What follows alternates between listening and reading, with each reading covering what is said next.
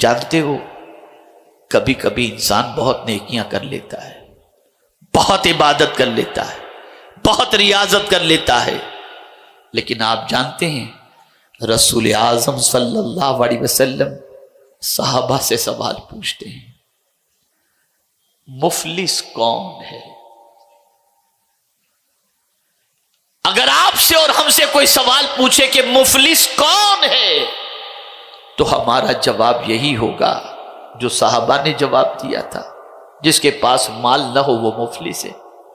صحابہ نے کہا جس کے پاس درہم و دینار نہ ہو مفلس ہے۔ اب سنیے حضور نے مفلس کس کو فرمایا؟ ارشاد فرماتے ہیں مفلس وہ ہے جس نے دنیا میں نماز بھی پڑھی ہو، روزے بھی رکھے ہوں، لیکن قیامت میں جب وہ آئے گا نا تو چونکہ وہ نماز پڑھنے کے باوجود، روزے رکھنے کے باوجود اس نے کسی کو گالی دی ہوگی، کسی کی غیبت کی ہوگی، کسی کو ستایا ہوگا، کسی کا مال کھا گیا ہوگا، قیامت میں اس نمازی کی ساری عبادت اس شخص کو دے دی جائے گی جس کو اس نے ستایا تھا یا گالی دی تھی۔ اب اس کا کوئی عبادت کا معاملہ اس کے پاس نہیں ہوگا، اور اگر اس کی ساری عبادتیں دے کر کے بھی اگر اس بندے کا معاملہ رفع دفع نہیں ہوا تو اس مظلوم بندے کے گناہ اس نماز پڑھنے والے کے سر پر ڈال دیے جائیں۔ سرکار فرماتے ہیں یہ مفلس ہے۔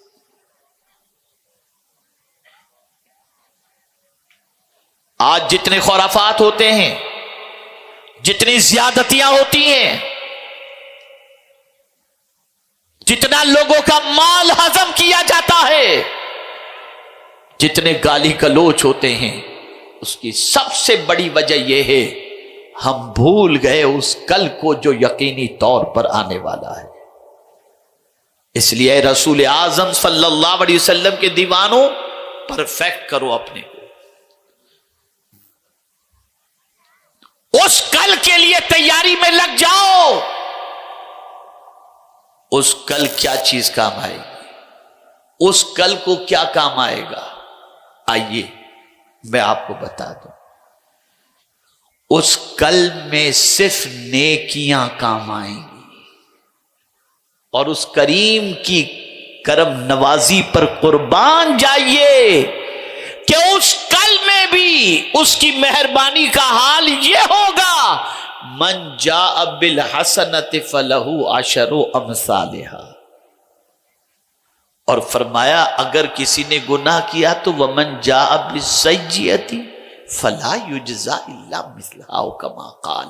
اللہ فرماتے اگر کوئی نیکی کرے گا تو اللہ اس نیکی کے بدلے میں اسے 10 گنا اجر عطا کر دے گا، لیکن اگر کوئی گناہ کرے گا تو گناہ 10 نہیں 1 ہی گناہ لکھا جائے گا تاکہ بندے کی بخشش ہو جائے۔ یہ اس کی کرم نوازی ہے۔ ایک بندے کو اللہ اپنی چادر رحمت میں چھپائے گا اور پھر اس کے سامنے گناہ پیش کرے گا، دیکھ بندے تیرے یہ گناہ، لوگوں کے سامنے نہیں، اکیلے چھپا کر، تیرے یہ گناہ ہے نا؟ ہاں مولا میرے گناہ ہے، میرے گناہ ہے۔ تو نے یہ سب کیا ہے؟ ہاں مولا میں نے کیا ہے، میں اقرار کرتا ہوں میں نے کیا ہے۔ رب فرمائے گا میں نے چھپا کے رکھا نا تیرے گناہ کو، دنیا میں لوگوں کے سامنے ظاہر نہیں ہونے دیا نا؟ نہیں مولا، جا بھی میں تجھ پر کرم کرتا ہوں، جا تجھے میں معاف کر دیتا ہوں۔ کیا کرم ہے اس کا۔ اے رسول اعظم صلی اللہ علیہ وسلم کے دیوانوں، وہ قریب ہے، وہ چاہتا ہے کہ بندوں کی مغفرت ہو جائے، لیکن بندے مغفرت کے لیے کوئی کام بھی تو کرو، نیکیاں بھی تو کرو، اللہ کی اطاعت و فرما برداری تو کرو، اللہ کے رسول صلی اللہ علیہ وسلم کی اطاعت تو کرو۔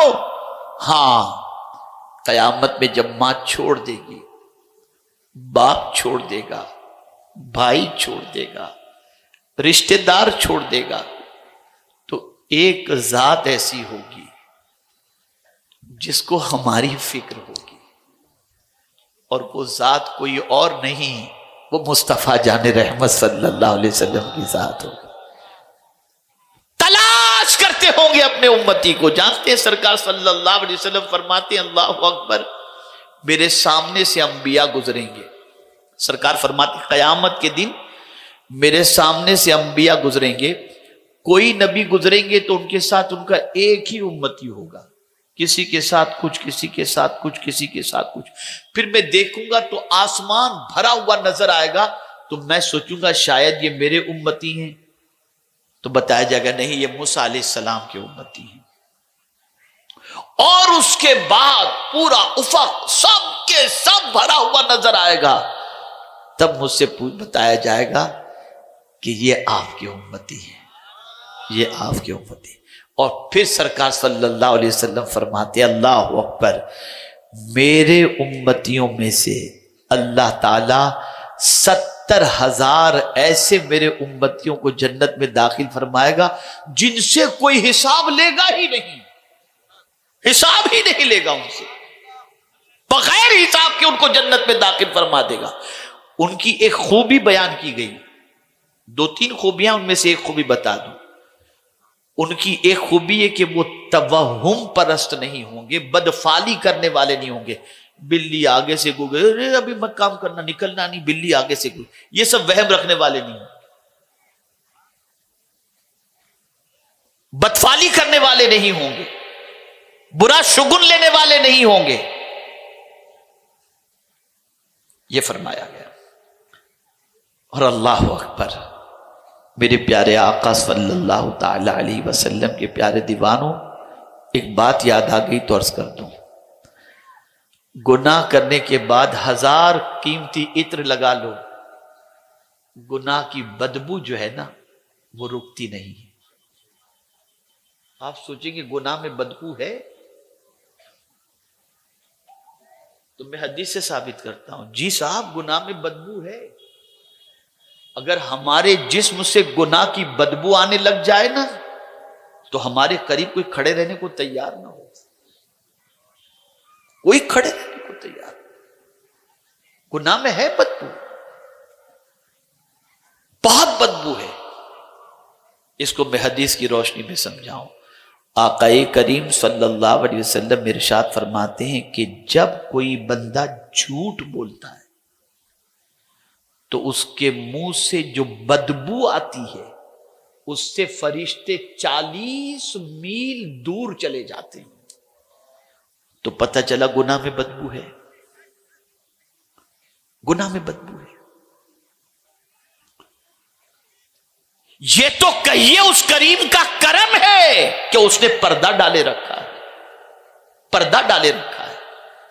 اے رسول اعظم صلی اللہ علیہ وسلم کے دیوانوں، آپ جس شہر کے اندر رہتے ہیں، جس علاقے میں رہتے ہیں، اس علاقے کی عظیم بزرگ، ماشاءاللہ کیا کہنا، سبحان اللہ، اس عظیم بزرگ کے جوار میں رہتے ہیں جن کی زندگی کا لمحہ لمحہ تقوی و طہارت اور فیض رسانی کے اندر گزر گیا۔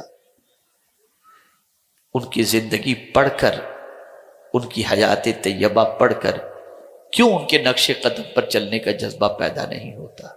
بدلو اپنی سوچ کو، بدلو اپنے افکار و نظریات کو، اس کل کی تیاری کرو جس کل میں نہ اولاد کام آئے گی، نہ بیوی بچے کام آئیں گے، نہ دوست کام آئے گا، نہ بھائی کام آئے گا، نہ ماں باپ کام آئیں گے۔ اس کل کی تیاری کرو اور اس کل کے بارے میں روزانہ سوچو کہ قیامت میں اللہ کی بارگاہ میں ہم کیا جواب دیں گے۔